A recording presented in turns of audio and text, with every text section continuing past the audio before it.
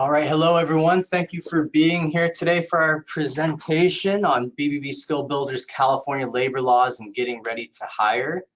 Today we'll be hearing from our speaker, Chau, who's a senior counsel at Donahue Fitzgerald. Yen, are you there? I'm here. Can you hear me? Yeah, I can hear you. I can hear you great. Awesome. So we're just going to wait a couple more minutes for a few more people to trickle in. So we'll start the webinar here shortly. All right. Okay, great. So I think we're going to get started now. Yen, if you want to take it away, you can go ahead and start the PowerPoint. And for all the attendees as well, we're going to have this webinar posted on our Golden Gate YouTube page as well. So even if you missed this or you want to send it around to some of your employees, feel free to do that as well. I will tell you again at the end of the PowerPoint where you can locate that webinar on our Golden Gate Better Business Bureau YouTube page. So without further ado, thank you so much, Yen. It's all yours. Okay, thank you, Evan. I just want to make sure, is my screen showing up properly? I think if you go to, I think you need to start the PowerPoint. Right now, we just see the PowerPoint screen. So if there's a way to just begin PowerPoint presentation, maybe slideshow, begin slideshow, I think it's up there. So I'm toggling through my PowerPoint. Are you not seeing the changes? We are, but maybe if you go up to slideshow at the top of your screen up there, at the toolbar. Let's see. Next to home, it should be home, insert, design, transitions in the top middle there. If you go over to the right to slideshow, perfect. And then from beginning. Awesome. Okay. So you can see this screen now? Let's see, can you hit from beginning one more time, if you don't mind, please? Let me do something.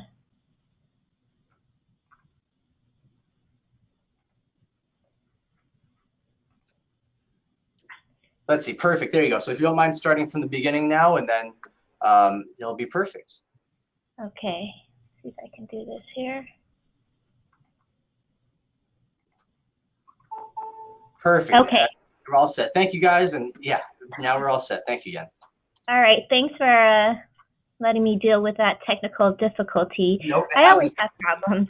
But hopefully everything will be smooth sailing from here. So I just want to thank the audience for tuning in. I think this is the first in a series of webinars that we've planned to kind of walk you through the process in having employees in California and hopefully avoiding some of the pitfalls that we normally encounter. And my goal was really to just kind of walk you through the steps from beginning to end. So today's the first webinar, so we're going to start right from the beginning. And that is when you're ready to hire, lots of times the first question is, well, do I hire them as an independent contractor or as an employee? And especially for smaller businesses, you may be tempted to hire independent contractors because it's a lot easier, a lot less paperwork. It's usually considered less expensive because you don't have payroll taxes. You don't have to worry about paying overtime. You sign a contract, you pretty much know what you're getting yourself into. You don't have to regulate rest and meal breaks and things of that nature. So, as you're sitting there, I kind of put up some of the benefits of using independent contractors versus employees. And it's something you certainly want to consider if it could save you money and effort. But in California, it's really difficult to correctly classify a worker as an independent contractor. So when you're here at this stage, it's important to make sure that you're making the correct analysis. And to be perfectly honest with you, unfortunately, in California, it is now very difficult to correctly classify any worker as an independent contractor. And that's because the California Supreme Court last year, in April of last year, came out with a case called Dynamex. And in that case, they had announced a new rule. It rejected some of the typical factors tests that the courts had previously used, where they just did a balancing test to see, on balance, are you really controlling this employee, or is this employee kind of going in and doing their own thing? So in Dynamex, the court announced a new test, and it's often referred to as the ABC test because it has 3 prongs. And as you can see, A for autonomy of business, B for outside the usual course of your business, and C whether the worker is actually independently engaged in the trade, or whether they have a business or if they service other customers, things like of that nature. So B is the main focus of the most important prong of the test. And the courts will actually just go straight to the B factor, because that's the hardest factor to satisfy. And so it's helpful for when you're doing your analysis of whether you're going to hire someone as an independent contractor versus an employee to start with B also. But keep in mind that all 3 of the prongs must be satisfied, and it's the employer's burden, if there's ever a dispute as to whether the independent contractor is correctly classified as an independent contractor or an employee, it's the employer's burden to prove that they were correctly classified as an independent contractor and to establish all 3 prongs. But in doing your analysis of whether you're going to hire someone as an independent contractor, you're going to start off with B. And you're going to ask yourself, is this person going to be doing something that is core to my own business, or is it something that I need but does not relate to my business? For instance, if you are a restaurant, you can probably hire a accountant to come in and be your independent contractor and kind of work on your books, a few hours a week, run your receipts, run your credit card, things like that, kind of help you with the financial aspects of your business, because it's probably that the accounting portion is not core to a restaurant. But definitely if you're hiring a chef, even if they work for other restaurants, the chef's going to be considered someone who is within the usual course of your business. So you're not going to be able to hire them as an independent contractor. Similarly, managers, waitresses, employees, things like waitresses, servers, you're not going to be able to hire them as independent contractors. I think that one's kind of clear. One of the biggest fights or most discussed case that's kind of out there is the Uber case, where the drivers are saying, we perform a core function of Uber's businesses, which is to drive people around. And Uber is trying to distinguish their business as saying, no, our business is just providing the platform, the mobile platform, to service these ride shares, but our business is not actually the ride share. Most people think that that's cutting it too close, and that especially in employee-friendly California, that argument is not going to work. That remains to be seen, but it seems like the consensus is that it's not going to work. And so when you are doing this analysis, you definitely want to err on the side of caution, just because I don't think the courts are going to allow businesses to shade their business like how Uber is trying to kind of compartmentalize their business to evade the test. But assuming, you feel like you can satisfy the B test, then the next question you go to is the A test, autonomy of work. And that's what we normally think about when we think about independent contractors, whether they're taking direction from you or their position, their services for you is of the nature where you tell them what you want and you have no real say in how they get there.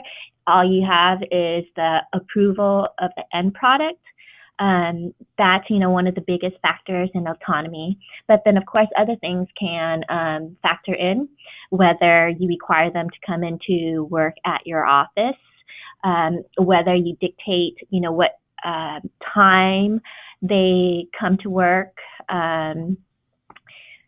whether they have to do certain things in a certain process the way you like. Definitely if you require them to wear uniforms or pass out business cards showing your logo, things of that nature. Whether you provide the tools for their work. All of that's going to figure into the A prong. It's and those are all factors. So it's not a black and white issue, but you're going to want to think about whether they pretty much can do as they please, and so long as the end product they provide to you is acceptable, that's probably the key to the A test. And then the C test is whether they actually truly, even if you can satisfy B and A, you want to make sure that they're truly in business for themselves, or perhaps they've set up a business entity. Do they have business cards? Are they actively looking for other clients other than yourself? Because what the courts will not allow you to do, or the worker to do, is to set up a business and say, well, under this business, just hire me as an independent contractor. I don't want you to take any payroll taxes out of my compensation. The courts aren't going to allow that. And so actually, one of the next cases that came after Dynamex was the Garcia versus Border Transportation Group.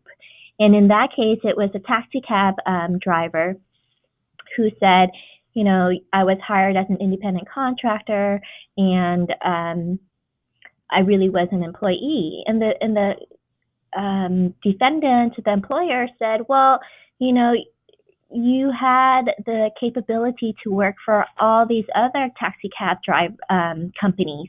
We didn't hold you to be an exclusive driver for us, and therefore you were engaged in your own business. We didn't control the times that you drove your car.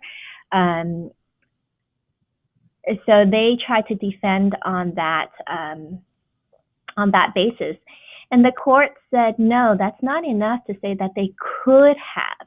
You actually have to show that they did, that they actually had an independent business. So basically the upshot of Dynamex is that in California, it's a very narrow scope of employees or workers who can correctly be classified as an independent contractor. So for the most part, if you're worried about it, I would recommend that you hire them as an employee, because the consequences of misclassification are really high.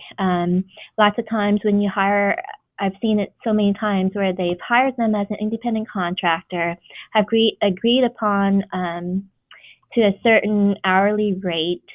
They think that they're working, the contract calls for 5 or 6 hours a day. And of course, the employer, the business, is not keeping track of those hours because they're an independent contractor, and that cuts against treating them as an employee. Also, they're relying upon the agreement.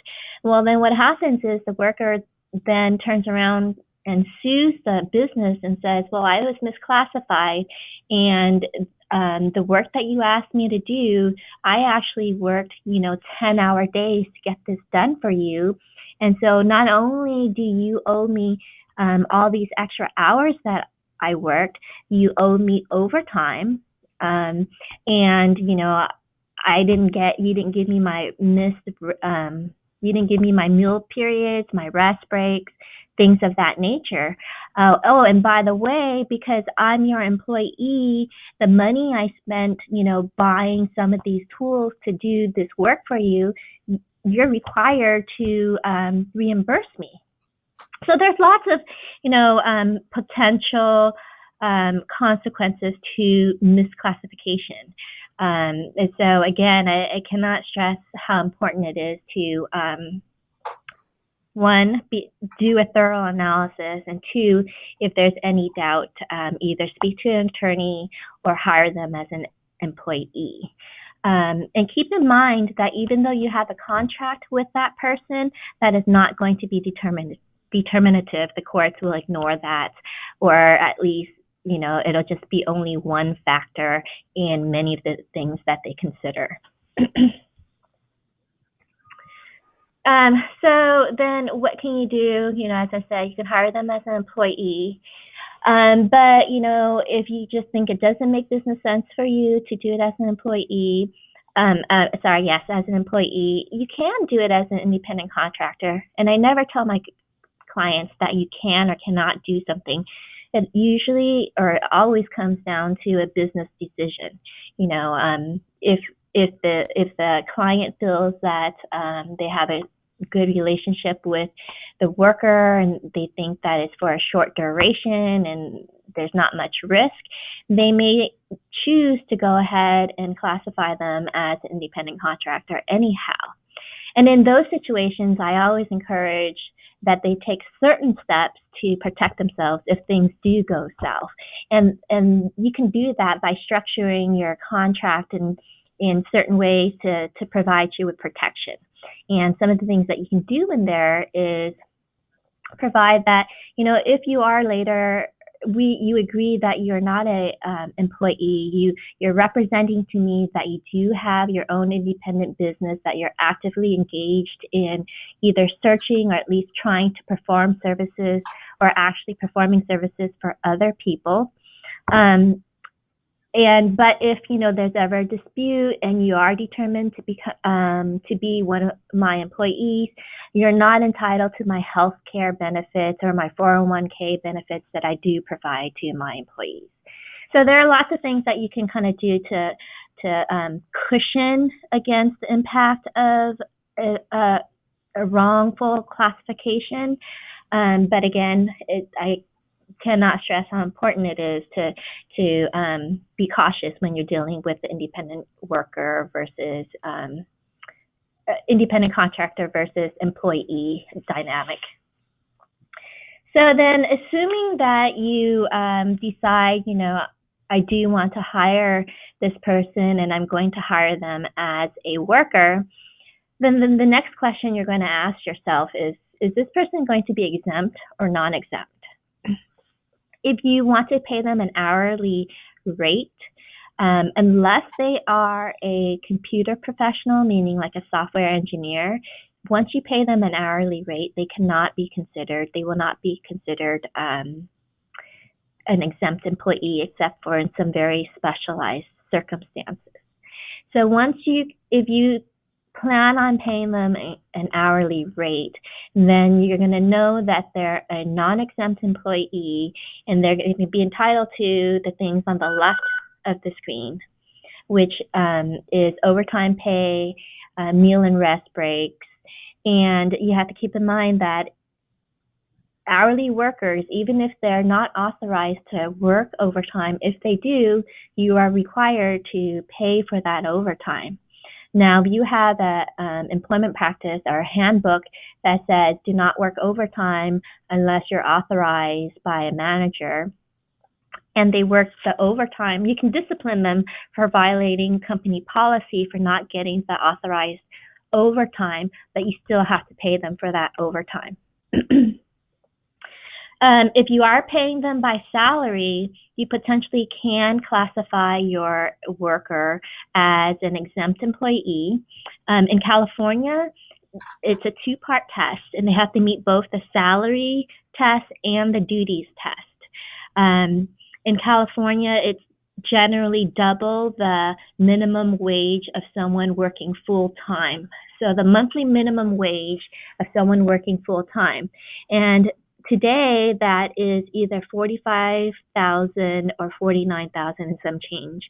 And the reason why there are two salaries is because California right now has a tiered minimum wage for companies depending on their size. So if you have 25 or fewer employees, then you can hire someone as an exempt employee based on a salary of $45,760, so long as they meet the duties exemption. And there are generally 5 classes of exempt employees. Your typical executive worker, your president of the company, your managers and supervisors. Generally, those are within the executive exemption. Professional exemptions, your attorneys, your doctors, professional people with advanced degrees. Administrative employees, that's probably the most common exemption used by businesses, and those are the people who are working in your office, who are enabling you to perform your business. The key to either the executive, professional, or the administrative exemption is whether they are exercising their own independent judgment. So if you have someone who is a secretary who is just typing out, reports as dictated by their boss, making appointments, things of that nature, they're not really using their discretion on matters of importance to the business. They're not going to be considered an administrative exempt employee. If you have someone, on the other hand, who is supervising employees, has the ability to hire or fire, has the ability to really suggest and make suggestions that would be considered by the executive managers relating to the business, then you can probably show that independent judgment. You can satisfy that portion of the requirement for exempt duties. So those are the 3 typical office type exemptions for workers to be an exempt employee. And then there are 2 other non-office-y type positions. One's the outside sales position, and these people, they must work at least 50 or more % of their time outside of the office trying to get sales for your business. Lots of times there's a dispute as to whether a real estate agent is an outside sales person versus an inside sales person. Lots of times real estate persons are out there, doing open houses or trying to meet with clients, but then they come back into the office and they do paperwork, they do preparations, they fill out loan statements, things of that nature. And you'll find that there's a big dispute as to whether they're actually exempt or not. Inside sales people are people who may be working in the office, who use the telephone to make calls, who usually work on a commission type basis. Those people who are inside sales, they get only a partial exemption. And I've been saying the word exemption a lot. The reason when we talk about exemption is that these workers are exempt from the certain labor code requirements that non-exempt people are not, that you must comply with for other workers. So if you have an exempt employee, for that employee, the overtime regulations do not apply. They're exempt from that. The meal and rest break regulations, they're exempt from that. And there are a couple other things that they're exempt from. So when you're doing your analysis, you want to make sure that your potentially exempt employee meets both the salary and duties test for exemption. And if you decide that you're going to pay them hourly, or if you decide that they don't meet either or both the salary or duties test, then you're going to hire them as a hourly non-exempt employee.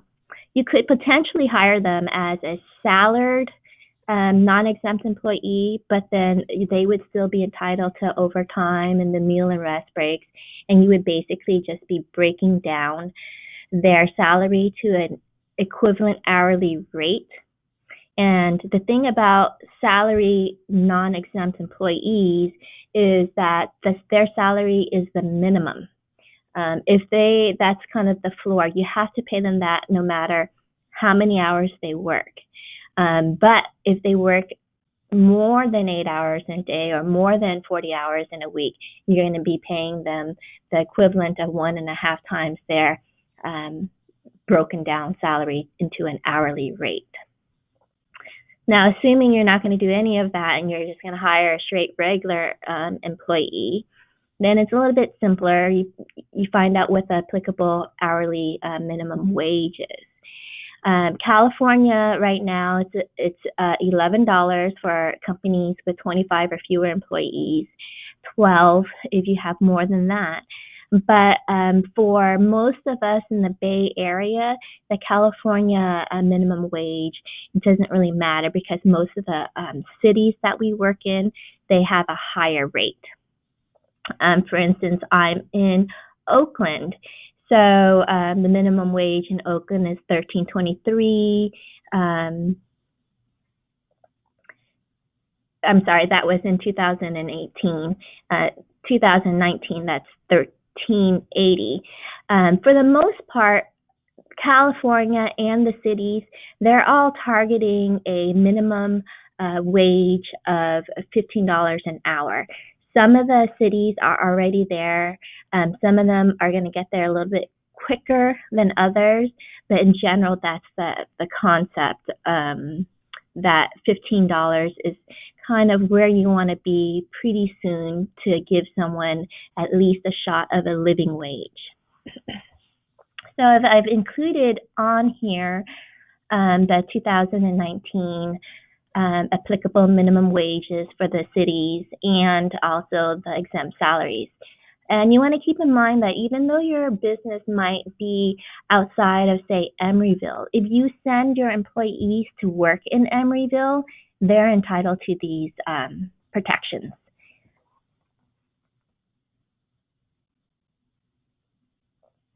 Another thing that you want to consider when you're hiring your workers is the cost of California paid sick leave. The California minimums are also a lot lower than some of the city minimums. So you'll want to check the cities where you work or you send your employees. But the California minimum is, personally, I don't think it's too bad. It's 1 hour of sick leave for every 30 hours worked. Employees start accruing it immediately as soon as they start working for you, but they're not allowed to. You can not allow them to take it until they've worked 90 days for you. After 90 days, they can use it. And the maximum that you can hold and allow an employee to use is 24 hours, or about 3 business days. So as they're working and they're accruing these paid sick leave hours, even though they can accrue more than 24 hours based on the number of hours they've worked, you can impose a 24-hour cap.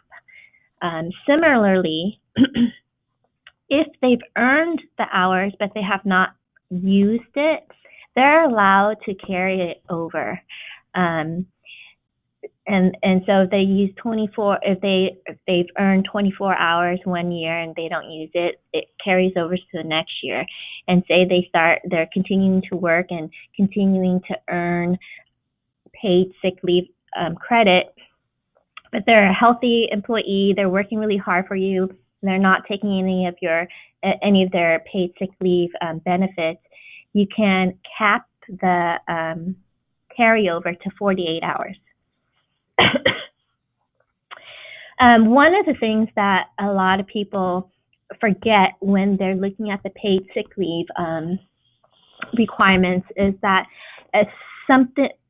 they have to include the sick leave hours either in the paycheck stub, or with each paycheck they have to give them a separate document that notifies the employee of how many paid sick leave hours they have in their bank. So that's one of the tricky things that employers sometimes forget, because the paid sick leave notice is not within the 9 items, listed within the 9 items that are required in the wage statements. That's a separate issue. And so if you're using ADP or Paychecks, they're pretty good. They know about the requirement, but you want to make sure that they know that they include the paid sick leave on your workers' paycheck stubs. The important thing to also remember, and I've put the link at the bottom, is that you have to include the paid sick leave poster posted up in the lunchroom or some other room where employees normally congregate so that they can see it. So there's a notice requirement in the building, and there's a notice requirement with associated with their pay statements.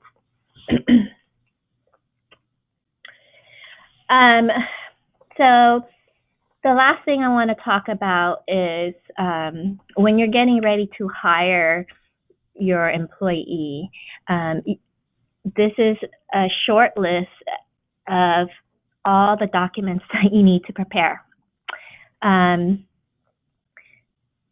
You're going to want to have a job offer, a job description. You're going to want to have them fill out the INS forms to prove that they can work in the United States. The various wage withholding forms. If you participate in the E-Verify system, you're going to want to make sure you enter all that information on the government's E-Verify system. There are a lot of other things that you probably want to consider, whether you want them to sign a confidentiality agreement. Do you have a handbook? Those are all types of things that you're going to want to collect and gather. But towards the bottom of that list, starting right under emergency contact, you need to have the emergency contact so you can know who to reach in case anything happens. But most of the things down at the bottom there, that list, those are all required notices that the government imposes on the employer to give to any new hires by their first day of employment. And that's their rights about unemployment, disability, definitely the harassment notice. So those are all listed there. One thing I do want to point out is DE 2511 PFL. That relates to the pregnancy leaves. You give that to them when they are first hired, and then when you first find out that they're expecting. So that's something that you want to keep. What I've shown here is kind of like a crib sheet that I use when I talk with my clients, to make sure that they can initial and record the date that something was provided. To the extent that something requires a signature, you want to make sure that that you have a copy of the signature and it goes into their personnel file. But for the other things, like for instance, the notices that I was just talking about that you have to give to the employees, those don't require any type of signature. So you just want to have some sort of record keeping that you actually did give them these required notices and they were informed of their rights.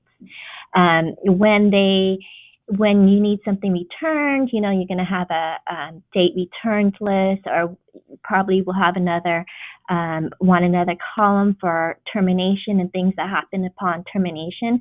But today, since we're talking about hiring, I've just listed for you most of the typical types of documents that you will need to prepare. And I think that's it.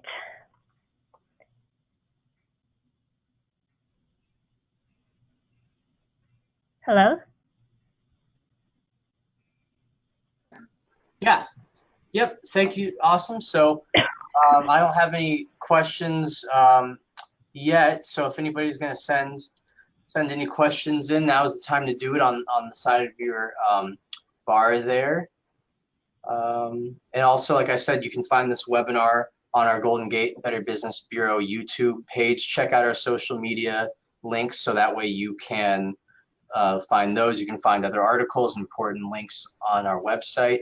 And as Yen mentioned earlier, this will be a series that we'll be doing with Donahue Fitzgerald Attorneys and with Yen about different labor laws to help set your business up for success in the future. So anything else, Yen?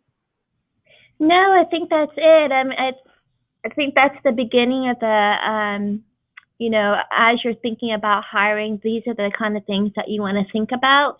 And I think for our next webinar, we're going to talk about how the questions that you can and can't ask during an interview, what the requirements are regarding background checks, criminal checks, prior pay history. We'll talk about other benefits, 401k, things like that. And then we'll talk about job duties. So there's more to come, but this I think is a good framework for you to think about when you're first deciding whether you're going to hire someone. Yeah, definitely. So Yen, we have some questions that just came in. Do you mind if I read them off to you? Please. Okay, so here's the first one from Robert Joe. If an EE works for a 4-hour shift and is sick, how many sick hours can this EE be entitled to? So if they're typically working a 4-hour shift and they call in sick, then they would use up to whatever 4 hours or whatever's in their sick bank.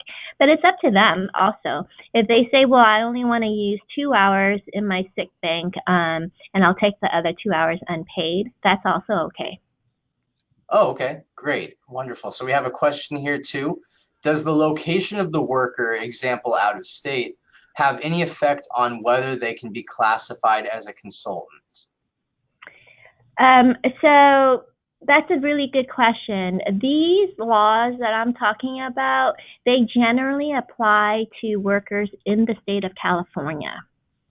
So if they're out of state, then it's probably not going to apply, but you have to be careful because the courts, even though employees are out of state, if they ever come to California to work, and if it's on more than a one-off basis, then there will be some sort of analysis as to whether you can, if those employees are entitled to California protection. Okay, wonderful. Yeah, I know our labor laws are a little stricter over here for sure. So I have another question here. So when it comes to non-exempt salaried employees' hours, if they work 74 regular hours and 6 overtime hours, do we need to pay them for 80 regular hours in addition to the 6 overtime hours? So if they are a salaried non-exempt employee, then yes, you pay them their whatever their regular salary is, because that doesn't change, and then you break down what their salary is, the hourly equivalent to, and if they work 6 overtime hours, you pay them 6 times their 6 hours times 1.5 times their hourly rate. Ah, I see. Wonderful. And then we have this last comment here. It says the minimum wage is implemented on the work location, not where they live. Right. Okay. Wonderful. Yeah, thank you. Thank you for addressing that. And it looks like those are all the questions we have now. And if you guys want to, obviously you have Yen's phone number and email there to reach out to her, reach out to myself at the Better Business Bureau. But I think that's all for today. So with that, thank you everybody for attending. Thank you so much, Yen, for your hard work and your wonderful presentation, part one of our series. And everybody be on the lookout for more presentations. Thank you. Thank you for having me. Okay. Have a great day, everybody. Bye-bye.